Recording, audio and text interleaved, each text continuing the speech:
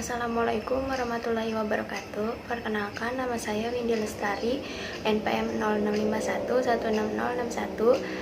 Di sini saya ingin mempresentasikan proposal saya yang berjudul Sistem Pakar Penentuan Kualitas Ikan Laut Segar menggunakan metode fuzzy dan fault tree analysis.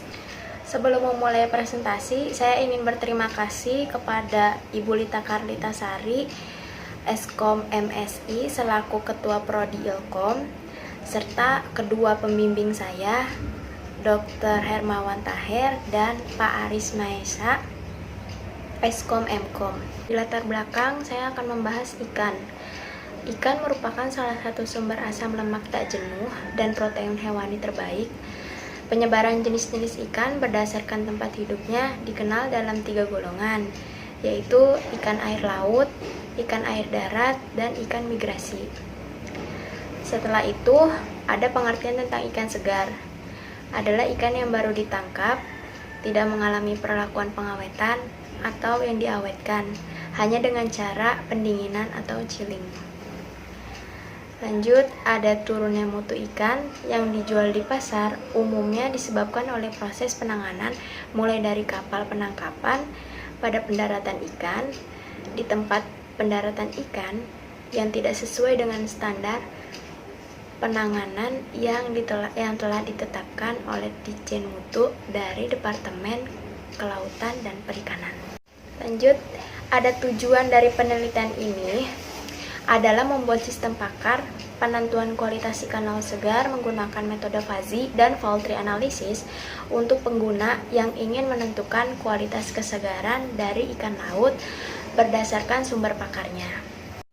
Setelah itu, ruang lingkup masalah yang dibahas mengenai sistem pakar penentuan kualitas ikan laut segar menggunakan metode fuzzy dan fault tree analysis.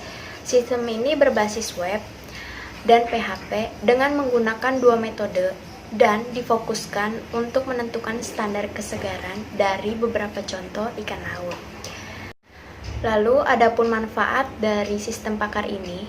Yang pertama, untuk membuat sistem yang mampu menentukan kualitas kesegaran dari ikan laut menurut para pakar ikan. Yang kedua, sebagai rekomendasi untuk penelitian yang mengarah pada sistem pakar penentuan kualitas ikan laut segar. Yang ketiga, memudahkan pengguna dalam mengetahui faktor apa saja yang menjadi pengaruh dari kesegaran ikan laut menurut pakar tentang ikan. Adapun alasan memilih metode fuzzy dan fault tree analysis sendiri, metode fuzzy sangat fleksibel. Logika fuzzy memiliki toleransi terhadap data-data yang tidak tepat, sedangkan metode fault tree analysis dapat menentukan faktor penyebab yang kemungkinan besar menimbulkan kegagalan, menemukan tahapan kejadian yang kemungkinan besar sebagai penyebab kegagalan. Lalu di tinjauan pustaka, saya membahas tentang ikan. Ikan merupakan semua jenis organisme yang termasuk kelas Pisces yang hidupnya berada di lingkungan perairan laut serta jumlahnya yang begitu banyak dibandingkan jenis organisme lainnya, menurut Zakia tahun penelitian 2017. Dan ikan segar dapat diperoleh melalui penanganan dan sanitasi yang baik. Semakin lama ikan dibiarkan setelah ditangkap tanpa penanganan yang baik, maka akan mempercepat penurunan kesegaran ikan. Itu menurut Adawiyah tahun 2017. Lanjut, setelah itu ada logika fuzzy. Merupakan salah satu komponen pembentuk soft computing. Dasar logika fuzzy adalah teori himpunan fuzzy. Pada teori himpunan fuzzy, peranan derajat keanggotaan sebagai penentu keberadaan elemen dalam satu himpunan sangatlah penting. Nilai keanggotaan atau derajat keanggotaan atau membership function menjadi ciri utama dari penalaran dengan logika fuzzy tersebut. Itu menurut Kusuma Dewi S. tahun penelitian 2010. Lanjut, sehabis itu ada sistem inferensi fuzzy. Sistem inferensi fuzzy merupakan kerangka komputasi yang didasarkan pada teori himpunan fuzzy. Aturan fuzzy berbentuk if-then dan penalaran fuzzy. Lanjut, setelah itu ada struktur rule secara logika menghubungkan suatu atau lebih antecedent, juga disebut premis, yang terletak dalam bagian if dengan satu atau lebih konsekuen, juga disebut konklusi, yang terletak dalam bagian then. Secara umum, sebuah rule dapat mempunyai premis, jarak hubungan dengan pernyataan and, konjungsi, pernyataan or, dijungsi, atau kombinasi dari keduanya. Setelah itu, ada fault tree analysis, adalah suatu diagram pohon kesalahan secara sederhana yang dapat diuraikan sebagai suatu teknik analisis. Pohon kesalahan adalah suatu model grafis yang menyangkut berbagai paralel dan kombinasi percontohan kesalahan-kesalahan yang akan mengakibatkan kejadian dari peristiwa tidak diinginkan yang sudah didefinisi sebelumnya. Setelah itu, metode fault tree analysis ini efektif untuk menemukan inti permasalahan karena memastikan bahwa suatu kejadian yang tidak diinginkan atau kerugian yang ditimbulkan tidak berdasarkan pada suatu titik kegagalan. Fault tree analysis mengidentifikasi hubungan antara faktor penyebab dan ditampilkan dalam bentuk pohon kesalahan yang melibatkan gerbang logika sederhana. Itu menurut Ferdian tahun penelitian 2015. Dan di sini ada beberapa tabel penelitian terdahulu. Saya memakai 3 peneliti yang mengacu pada proposal saya. Di sini yang pertama ada Muhammad Zunaidi et al. Tahun penelitiannya 2017 yang berjudul Sistem Pakar untuk Menentukan Kualitas Ikan Segar dengan menggunakan metode Fuzzy Sugeno. Dia menggunakan metode fuzzy, terus menggunakan media web dan bahasa pemrogramannya PHP. Serta ada Yuana et al. Yang berjudul Identifikasi Tingkat Kesegaran dan Kerusakan Fisik Ikan di Pasar Minggu Kota Bengkulu. Tahun penelitiannya 2015. Dia menggunakan metode pengolahan citra serta medianya aplikasi dan bahasa pemrogramannya adalah Android. Sehabis itu ada Indramayu et al. Itu tahun penelitiannya 2016, judulnya Sistem Pendeteksi Kesegaran Ikan Bandeng menggunakan citra. Dia metodenya sama, pengolahan citra juga, medianya menggunakan aplikasi dan bahasa pemrogramannya menggunakan Android. Serta ada punya saya sendiri, Windy Lestari, tahun penelitian 2020 yang berjudul Sistem Pakar Penentuan Kualitas Ikan Laut Segar menggunakan metode fuzzy dan fault tree analysis. Itu menggunakan metode fuzzy dan fault tree analysis, medianya web, serta bahasa pemrogramannya adalah PHP. Lanjut, metode penelitian saya menggunakan metode SDLC. Langsung saja, aplikasi ini dibangun dengan menggunakan metode pendekatan SDLC, siklus hidup pengembangan sistem, yang merupakan serangkaian aktivitas yang dilaksanakan oleh profesional dan pemakaian sistem informasi untuk mengembangkan dan mengimplementasikan sistem informasi tersebut. Adapun alurnya, yang pertama ada perencanaan, yang kedua ada analisis, yang ketiga ada perancangan, yang keempat ada implementasi, yang kelima ada uji coba. Jika uji coba itu valid, maka pengguna bisa langsung menggunakan sistem tersebut. Jika di uji coba itu masih belum valid, dia akan dilakukan analisis kembali. Lalu di sini ada perencanaan. Ini merupakan tahap melakukan pembelajaran terhadap topik utama penelitian atau mempelajari permasalahan yang akan diselesaikan, menjabarkan permasalahan dan mencari data terkait dengan sistem pakar penentuan kualitas ikan laut segar, serta mencari solusi yang dapat menyelesaikan permasalahan tersebut. Terhadap perencanaan masalah berkaitan dengan berbagai faktor yang mempengaruhi kualitas dari kesegaran ikan laut tersebut. Lanjut, setelah itu ada analisis sistem. Ini dilakukan tentang sistem yang akan dibuat serta kemungkinan yang akan terjadi, sehingga dapat dipersiapkan dari awal supaya tercipta sistem yang dapat mempermudah pengguna dalam menggunakan serta dapat berjalan dengan yang diharapkan. Setelah itu ada flowchart metode fuzzy. Di sini menggambarkan alur kerja dari si metode fuzzy tersebut.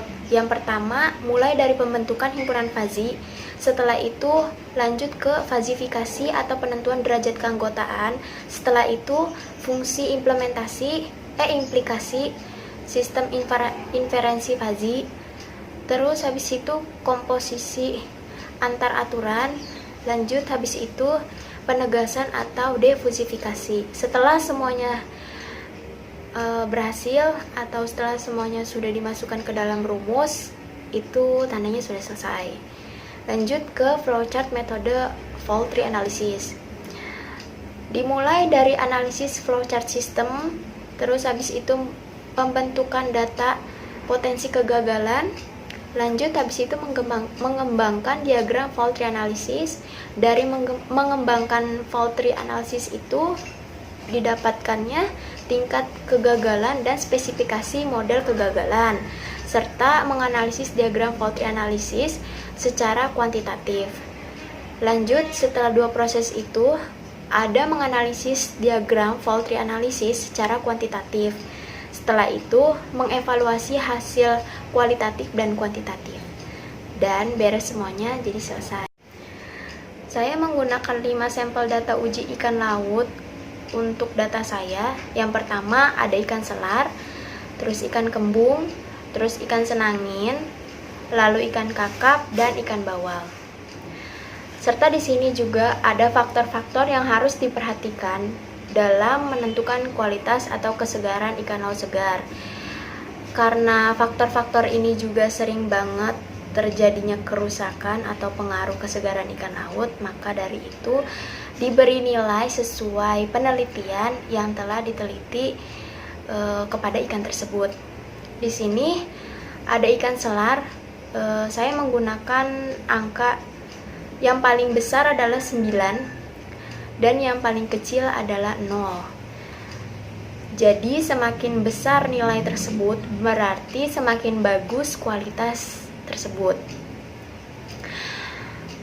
Di sini ikan selar punya mata, insan, lendir, bau, tekstur daging, bau obat pengawet yang nilainya masing-masing 9, 9, 8, 8, dan 1. Serta ada ikan kembung, matanya dikasih nilai 3, insannya dikasih nilai 3, lendir dan baunya dikasih nilai 3, tekstur dagingnya dikasih nilai 3, dan bau obat pengawetnya dikasih nilai 2. Serta ada ikan senangin, matanya dikasih nilai 9, insannya dikasih nilai 8, lendir dan baunya dikasih nilai 9, tekstur dagingnya dikasih nilai 9, bau obat pengawetnya dikasih nilai 8. Serta ada ikan kakap, matanya dikasih nilai 1, insangnya dikasih nilai 5, lendir baunya dikasih nilai 3, tekstur dagingnya dikasih nilai 3, serta bau obat pengawetnya dikasih nilai 3. Lanjut, habis itu ada ikan bawal, matanya dikasih nilai 9, insangnya dikasih nilai 7, lendir baunya dikasih nilai 8, tekstur dagingnya dikasih nilai 8, serta bau obat pengawetnya dikasih nilai 9. Di sini ada beberapa variabel. Variabelnya itu ada variabel mata yang dikodekan sebagai variabel A, variabel insang yang dikodekan sebagai variabel B, terus habis itu lendir bau yang dikodekan sebagai C, tekstur dan daging yang dikodekan sebagai D. Di situ terlihat kurvanya. Di sini saya akan membahas tentang kasus ikan selar. Seperti yang awal telah dijelaskan di sampel data, matanya nilainya 9, insangnya nilainya 9, lendir baunya nilainya 8, serta tekstur daging nilainya 8, dan bau obat pengawetnya nilainya 1. Langsung aja kita masuk ke fazifikasinya. Di sini variabel-variabel atau kode variabel dimasukkan nilai-nilainya dari yang tadi sudah ditentukan. Di situ ada mata, insang, lendir, tekstur daging, dan bau obat pengawet itu dimasukkan seperti nilai yang sudah ditentukan di awal. Lalu sehabis itu dibuatlah rules. Contohnya seperti rules pertama, jika mata tinggi dan insang tinggi dan lendir bau tinggi dan tekstur daging tinggi dan bau obat pengawet tinggi, maka Z sama dengan 0,7 dikali A ditambah 0,2. Di sini dicarinya nilai minimum dari masing-masing variabel tersebut. Jadi di sini dicari nilai yang paling tinggi. Setelah dikumpulkan nilai yang paling tinggi dari variabel yang telah ditentukan, dicari lagi nilai minimumnya. Setelah itu nilai minimumnya dimasukin juga. Terus habis itu dicari yang paling minimum di antara nilai minimum. Setelah itu dikali dengan 0,75 dan ditambah dengan 0,2, itulah hasilnya. Setelah itu ada rules kedua. Jika mata rendah dan insang rendah dan lendir bau rendah dan tekstur daging rendah dan bau obat pengawet rendah, maka Z sama dengan 0,3 kali A ditambah 0,2. Nah, A predikat kedua itu dicari dulu nilai yang paling rendah. Setelah dicari dari nilai variabel yang paling rendah, ditentukan nilai minimum dari nilai-nilai yang paling rendah, didapatkan nilai 0. Setelah itu Z2 sama dengan 0,3 dikali 0 ditambah 0,2 sama dengan hasilnya min 0,2. Pada dasarnya rules itu dimasukkan sebagai kode jika maka dari kondisi ikan tersebut yang apanya rendah, yang ininya tinggi, itu dimasukin. Terus habis itu dicari nilai-nilainya, dan habis itu dimasukkan kembali perhitungan atau angka-angkanya, rumus. Terus habis itu didapatkan nilai-nilainya. Terus sampai rules 15 dicari nilainya kayak begitu. Setelah itu didifusifikasi, ada nilai minimum atau maksimum, dan dikali nilai hasil dari nilai minimum tersebut, dimasukkan semuanya sampai habis. Terus dibagi nilai atau hasil tertinggi. Lanjut habis itu dijumlahkan keduanya, setelah itu dibagi. Nah, hasilnya itu 0,75 sekian-sekian. Itu skornya menandakan bahwa kualitas ikan tersebut segar. Lalu di beberapa bagian ikan yang tidak segar itu akan diproses lagi, nantinya menggunakan si poultry analysis untuk diolah lagi apakah ikan itu masih benar-benar layak atau segar. Jika iya, dia masih bisa dikonsumsi. Jika tidak, dia sudah tidak bisa dikonsumsi. Hasilnya seperti itu. Ada faktornya banget yang mempengaruhi, atau top event ini ada kesegaran ikan laut, itu saya kodekan sebagai 1. Terus turun, dan habis itu ada faktornya lagi dari kesegaran ikan laut tersebut tuh ada penanganan manusia sama tidak diawetkan dan tidak dibekukan. Itu kan 2 faktor yang paling paling terlihat sekali yang mempengaruhi kesegaran ikan tersebut gitu. Di sini saya akan membahas penanganan manusia dulu. Itu ada 3. Yang pertama ada pembekuan atau pengawetan, atau pembekuan dan pengawetan. Nah, masing-masing itu faktornya sama, mata, insang, lendir, dan bau, tekstur, dan daging. Itu masing-masing saya kasih kode untuk perhitungannya nanti. Nah, sehabis itu ada hasilnya nanti diproses, itu hasilnya segar, kurang segar, dan tidak segar. Sama halnya dengan problem pengawet, sama juga hasilnya seperti itu, dan problem pembekuan dan pengawetan sama juga hasilnya seperti itu. Sedangkan tidak diawetkan dan tidak dibekukan, itu berarti dia benar-benar fresh, segar banget. Jadi dia tidak